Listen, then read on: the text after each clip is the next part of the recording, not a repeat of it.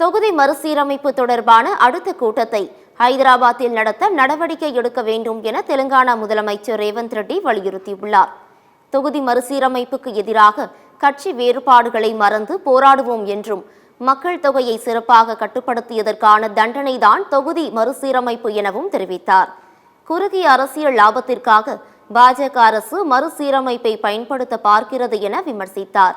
பாஜக நம்மை பேசவே அனுமதிப்பது இல்லை என கூறிய ரேவந்த் ரெட்டி, மத்திய அரசு நினைப்பதையே முடிவாக எடுக்கிறார்கள் எனவும் சாடினார். தமிழ்நாட்டுக்கு மத்திய அரசு 16 பைசா நிதி வழங்கினால் பீகாருக்கு மட்டும் ₹6.23 வழங்குகிறது என்றும், தமிழ்நாட்டை போலவே மக்கள் தொகையை கட்டுப்படுத்திய பிற மாநிலங்களுக்கும் நிதி பங்கீட்டில் அநீதி இழைக்கப்படுகிறது என விமர்சித்தார். மேலும் தொகுதி மறுசீரமைப்பு தொடர்பான அடுத்த கூட்டத்தை ஹைதராபாத்தில் நடத்த நடவடிக்கை எடுக்க வேண்டும் எனவும் முதலமைச்சர் ரேவந்த் ரெட்டி வேண்டுகோள் விடுத்தார்.